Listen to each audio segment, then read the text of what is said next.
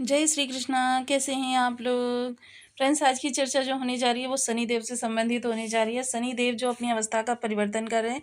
शनि देव उत्तरा भाद्रपद नक्षत्र में जा रहे हैं और उत्तरा भाद्रपद का प्रथम नवांश जो है वो सूर्य देव का नवांश है।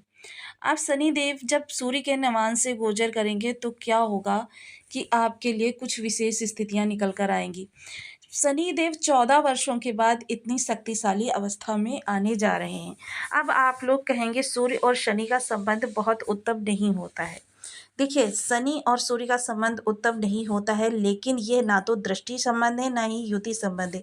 यह इनका नवांश संबंध है। जैसा कि हम आपको पूर्व के वीडियोज में चर्चा कर चुके हैं कि राहु के नक्षत्र में गुरु हो या गुरु के नक्षत्र में राहु हो, दोनों के प्रभाव आपको जो हैं शुभ ही प्राप्त होते हैं, क्योंकि गुरु राहु को पूर्णतया परिवर्तित कर देते।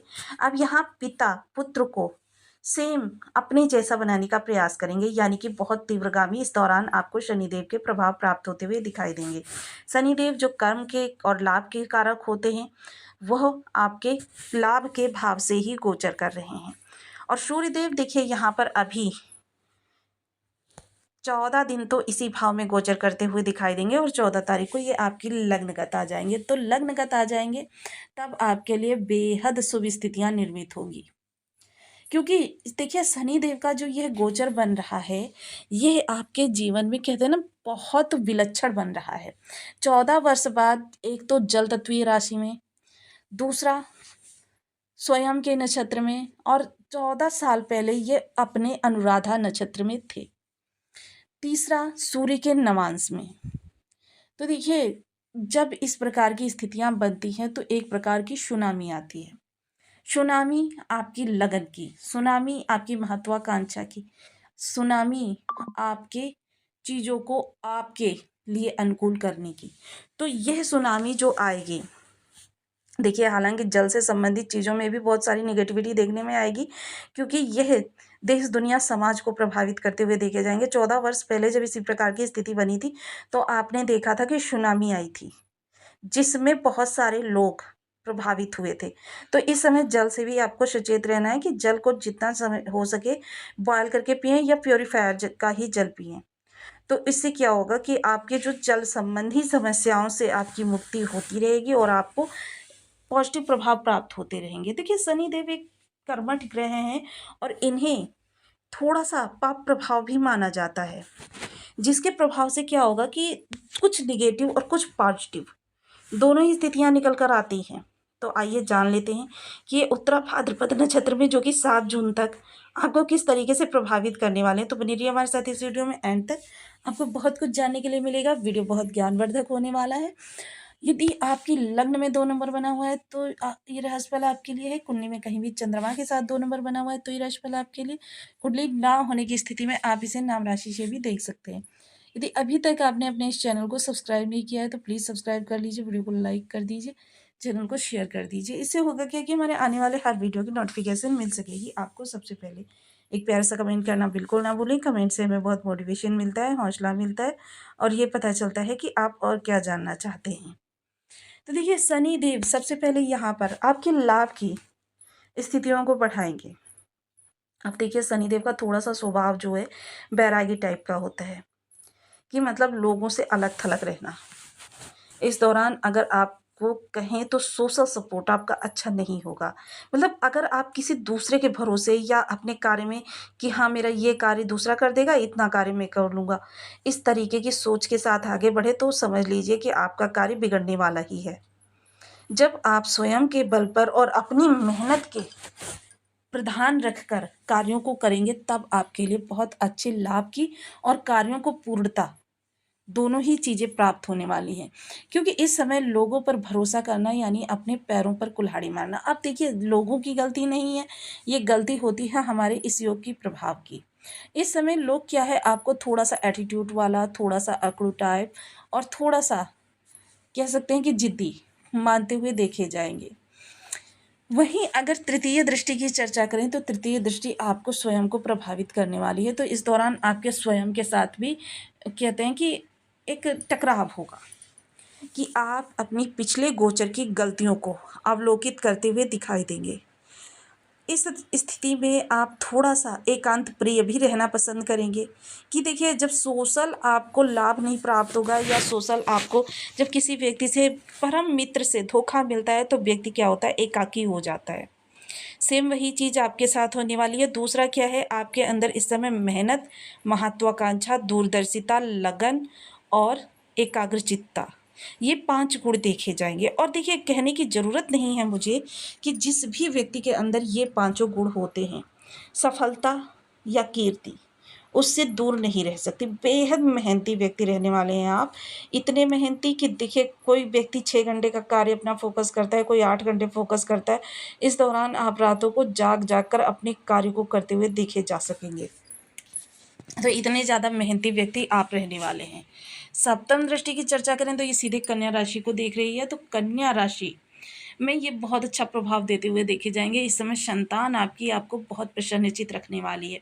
संतान कुछ ऐसा कार्य करेगी जिसकी वजह से आप अंदर से बाग बाग प्रफुल्लित हो जाएंगे। थोड़ा सा अगर कहें तो लव लाइफ के लिए आपको सचेत रहना है। लव लाइफ में आपके थोड़ा सा इरिटेशन, थोड़ा सा क्रोध, थोड़ा सा ईगो और थोड़ी सी मिसअंडरस्टैंडिंग सभी कुछ हो सकती है, ब्रेकअप तक की स्थिति आ सकती है।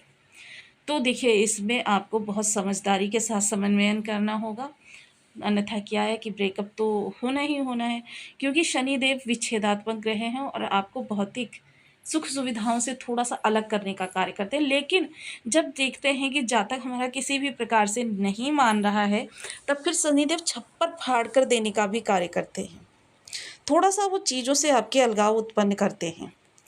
स्टूडेंट वर्ग अगर पिछले समय में फोकस्ड नहीं रह पाए थे तो अब उनके फोकस्ड होने का समय आ गया है, क्योंकि मैंने जैसे 5 गुण बताए, मेहनत, महत्वाकांक्षा, लगन, दूरदर्शिता और एकाग्रचित्ता, ये गुण आपके अंदर भी देखे जाएंगे, जिसकी वजह से क्या होगा कि आप टॉप करने के लिए प्रयासरत रहेंगे, अपने गोल को अचीव करने के लिए प्रयासरत रहेंगे।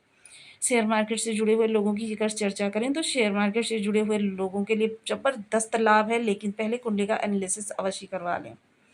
अगर चर्चा करें उन लोगों की जो थोड़ा सा उदर विकार को लेकर परेशान रहते हैं, तो इस समय देखिए आप एलोपैथिक दवाइयाँ ना करके होम्योपैथिक दवाइयाँ या फिर जड़ी बूटियों वाला इलाज करें, आपके लिए लाभ निकल कर आएगा। दसम दृष्टि अब अष्टम भाव पर जाएगी। अष्टम भाव, यह दृष्टि इनकी अति उत्तम है, क्योंकि वैरागी ये स्वयं है और वैरागियों के लिए या फिर जो लोग किसी प्रकार की साधना करते हैं या साधना रत रहते हैं, योग क्रिया करते हैं या समाधिस्थ होना चाहते हैं, उन लोगों के लिए तो कह सकते हैं कि इस दौरान इससे सुंदर समय कोई हो ही नहीं सकता। Golden time. जो लोग गुप्तचर विभाग, रिसर्च फील्ड, मेडिकल लाइन या फिर ज्योतिष तंत्र मंत्र या फिर कोई भी ऐसा कार्य जहाँ पर अपनी आइडेंटिटी को छिपा कर कार्य किया जा सकता है, उन कार्यों में कार्य करने वाले लोगों के लिए ज़बरदस्त लाभ निकल कर आने वाला है। शनि देव के प्रभाव से यहाँ पर आपके लिए कह सकते हैं पद प्रमोशन, वेतन वृद्धि के योग बनेंगे और इसके साथ साथ जीवन साथी के लाभ भी बढ़ने की संभावना है। थोड़ा सा ससुराल पक्ष से संबंधों को सुधार कर रखें। जीवन साथी की वाणी आपके लिए थोड़ी सी कर्कश और रूड होती हुई दिखाई देगी।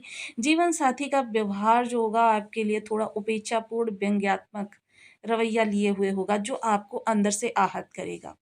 हालांकि देखिए यह बात आप मान लीजिए कि यह उनका दोष नहीं है, यह आपके ही इस योग का प्रभाव होगा, जिसको आपको बहुत सचेत रहना है। अब देखिए एक चीज़ मैं यहाँ पर छोटी सी आपको पौराणिक गाथा सुनाना चाहूँगी कि विक्रमादित्य ने शनिदेव से पूछा कि आपने मुझको ही इतने दंड क्यों दिए। तो शनिदेव ने कहा कि देखिए जिससे मैं जितना बड़ा कार्य करवाना चाहता हूँ उसको उतने ही ज़्यादा कष्ट देता हूँ। तो देखिए कष्ट मिलने का मतलब ये भी है कि आप कुछ पाप कर्मास लेकर आए हुए हैं और उन पाप कर्मास के कटने का समय हो सकता है जो अगला क्षण आ रहा हो वही हो, क्योंकि शनिदेव सिर्फ आपके कर्माज के आधार पर आपको सुख या दुख देने का कार्य करते हैं। अब देखिए जब हम ग्रह के विशेष उपाय करते रहते हैं और विशेषकर शनिदेव, तब क्या होता है हमारी जो निगेटिविटी जीवन की होती है वो समाप्त होती है और पॉजिटिविटी आरंभ हो जाती है। तो देखिए उपाय क्या होते हैं कि उपाय करने से होता है कि ग्रह के शुभ होने लगता है, और शुभ होता है तो उसमें बल आ जाता है। अब देखिए क्या होता है कि पिता के पास 1000 रुपये हैं तो 1000 के अनुसार हमें जेब खर्च देगा, 1 लाख है 1 लाख के अनुसार हमें जेब खर्च देगा, 1 करोड़ है तो 1 करोड़ के अनुसार हमें जेब खर्च देगा। सेम यही स्थिति ग्रहों के साथ होती है। तो हम जो उपाय बताते हैं वो बिना कुंडली देखे भी आप नियम से कर सकती हैं, आपको पूर्णतया लाभ प्राप्त होगा। ओम सन शनीश्चराय नमः इस बीज मंत्र का आप 1 माला 2 माला 5 माला 7 माला 11 माला का जप नियमित अपनी सुविधानुसार करना प्रारंभ करें। शनि मंदिर में पीपल वृक्ष पर या फिर घर के मुख्य द्वार की चौखट पर तिल के तेल का एक दीपक अवश्य जलाएं। एक मीठी रोटी बनवा लें घर में, ये आपको प्रतिदिन करना है। उसके 2 पार्ट करें, आधा पार्ट जो है गाय को दे दें और आधा पार्ट जो बचा हुआ है उसके फिर से 2 पार्ट करें। उसमें से आधा पार्ट कुत्ते को दें और आधा पार्ट कौवों को खाने के लिए छोटे छोटे टुकड़े करके डाल दीजिए। बहुत ही आपके लिए यह शुभ फलकारी उपाय रहने वाला है। इसके अतिरिक्त देखिए चींटी जो होती हैं वो शनिदेव की सबसे कर्मठ जीव होती हैं। आप चींटियों को नियमित भोजन कराना प्रारंभ कर दीजिए। 1 कटोरी आटा लीजिए, उसे 1 चम्मच घी डालकर कढ़ाई में डालकर भून लीजिए, और भूनने के बाद में उसमें थोड़ी सी पिसी हुई चीनी, जिसे बूरा शक्कर भी कहा जाता है, या ये जो चीनी आती है नॉर्मल वाली, इसको ही पीस कर आप उसमें डाल दीजिए और इसे मिलाकर रख लीजिए। और जहाँ भी आपको चींटियाँ दिखाई दें बस थोड़ा सा उनको वहाँ पर डाल दीजिए। यह उपाय अगर आप रेगुलर करेंगे तो फिर आपके कैसे भी कष्ट हों, शनिदेव उन कष्टों को काटने में बिल्कुल भी देर नहीं लगाते हैं। तो देखिए इनमें से कोई भी उपाय करके आप अपने जीवन को लाभान्वित कर सकते हैं।